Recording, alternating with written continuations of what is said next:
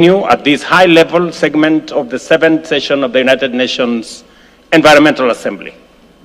Your presence here in Nairobi reaffirms UNEA's position as the world's premier forum for shaping collective, decisive, and science-based response to the most urgent environmental challenge of our time. Nairobi is the largest UN compound in the world. It sits on 140 acres.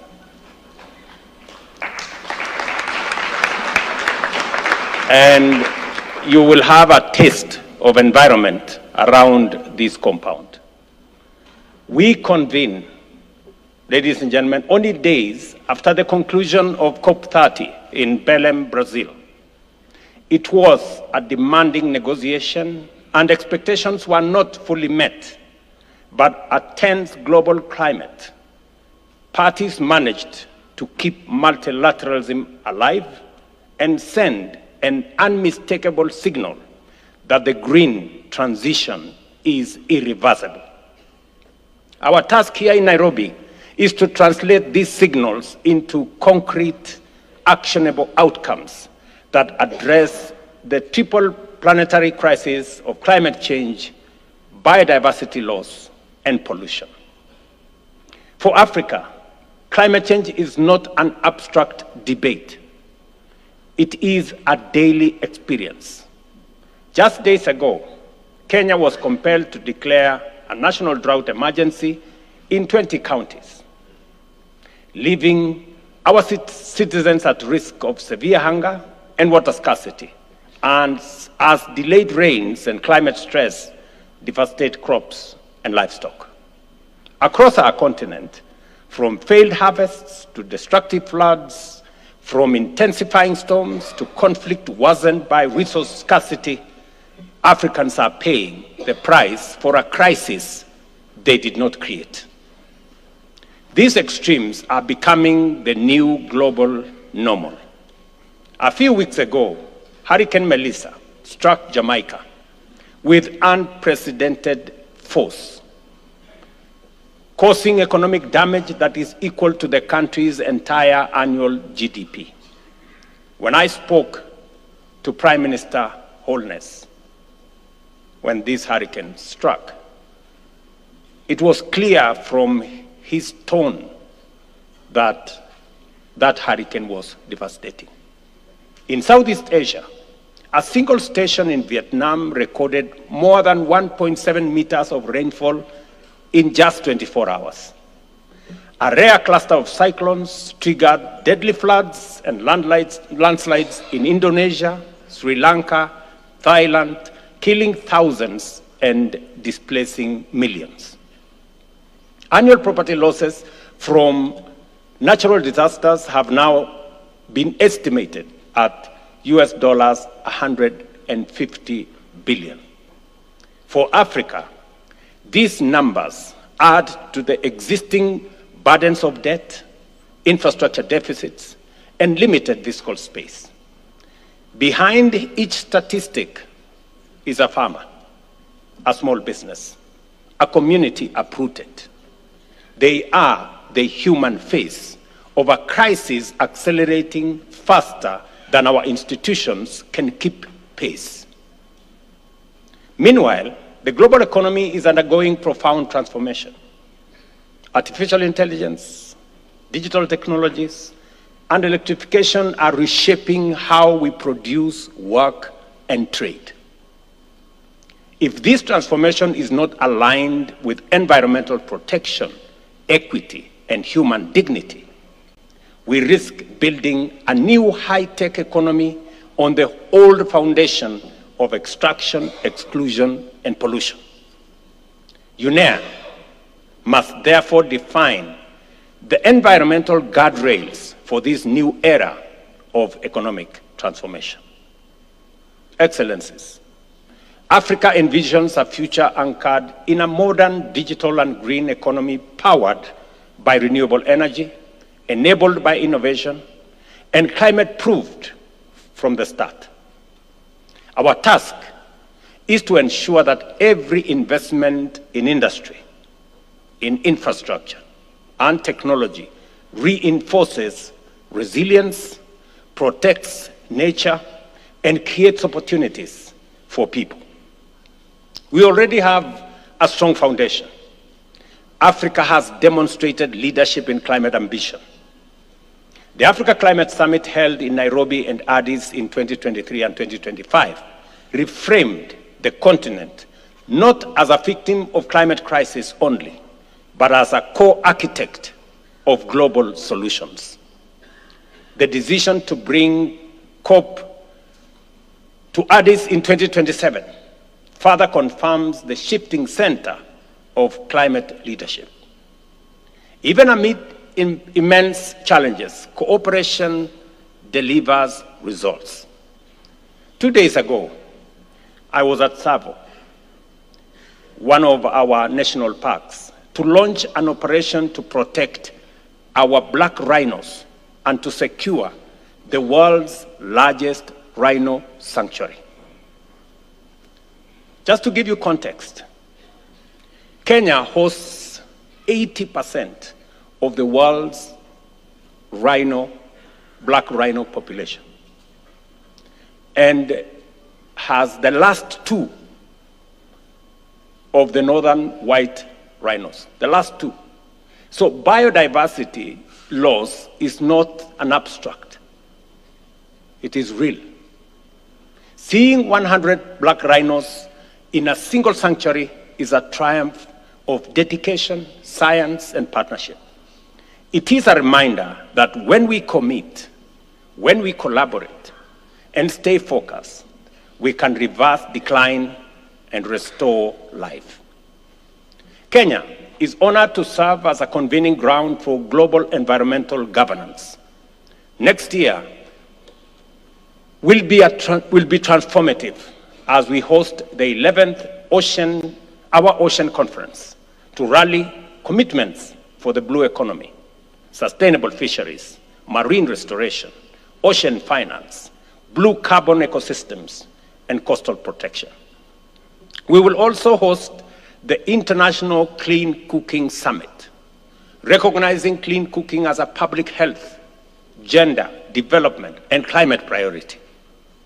Kenya is further strengthening its engagement in the Congo Basin Initiative, partnering with Central African countries to safeguard one of the world's most important carbon and biodiversity reservoirs. One of the most visible symptoms of the triple crisis is plastic pollution.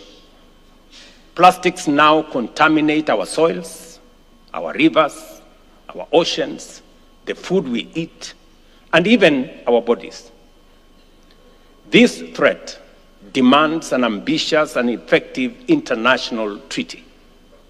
Kenya remains fully committed to an agreement that addresses plastics across their full life cycle. We commend the International Negotiating Committee for the progress made under extreme complex circumstances. To support the next phase of negotiations, Kenya stands ready to host a resumed session of the INC here at UNEP headquarters, the birthplace of this global effort. Ladies and gentlemen, strengthening UNEP and UNEA is essential to addressing the planetary crisis. As host country, Kenya is steadfast in supporting the consolidation of UNEP's headquarters functions in Nairobi, which is consistent with the Rio +20, the future we want outcome. A stronger UNEP, working closely with the broader UN system, will deliver more coherent, cost-effective, and inclusive global environmental governance. Member states must match their high-level presence here with financial and political support for UNEP and for implementation in every country, in every part of the world. Environmental commitments must be backed by finance, technology, and capacity, especially for countries that are asked to safeguard global public goods while struggling with poverty and limited fiscal space. Excellencies, environmental action and economic transformation must move together. We can decouple growth from emissions and pollution, creating new jobs, industries, and markets. But this transformation must be fair, accessible, and also affordable. It cannot succeed if countries of the global south are asked to protect the planet while their people sink deeper into hardship. Nairobi has always been a city of dialogue, a place where difficult truths are spoken, where consensus is forged, and where compromise is achieved without surrendering ambition. Let this UNEA 7 send 3 clear messages: that multilateralism works when nations show up, negotiate honestly, and act decisively; that Africa will not only bear the brunt of climate impacts, but will also lead in providing solutions; and that we are committed to aligning our economies with planetary boundaries that ensure that jobs, dignity, and prosperity for our people go hand in hand with a stable climate, thriving biodiversity, and a pollution-free future. I urge this assembly to rise to the occasion and take decisions that can be felt in people's lives and seen in our natural world. In doing so, we protect citizens, future generations, and all life that depend on this planet.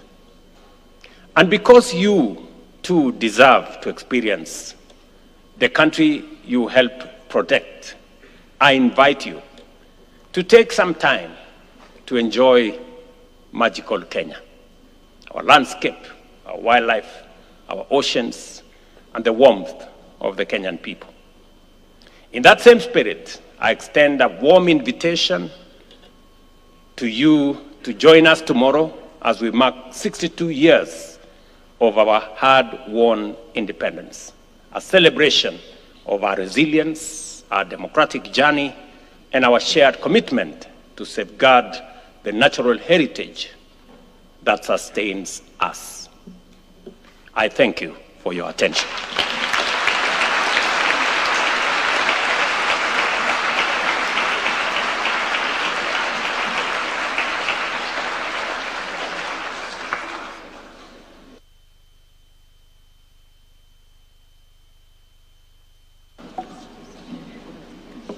أود أن أشكر فخامة رئيس جمهورية كينيا على بيان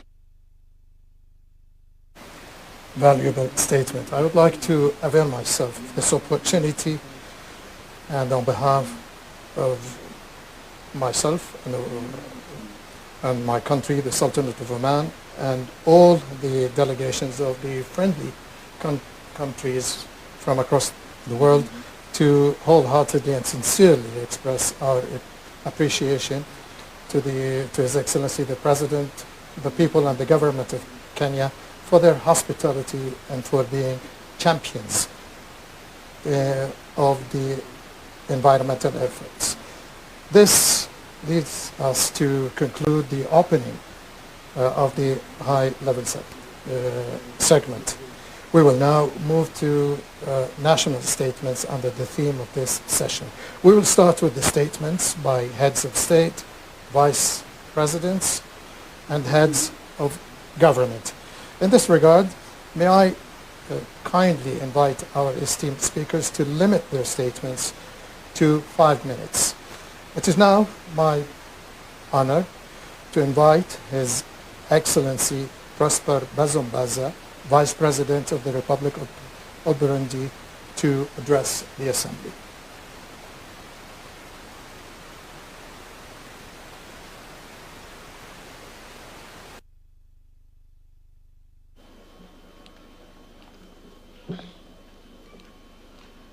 Excellence Samuel Ruto, président du Kenya,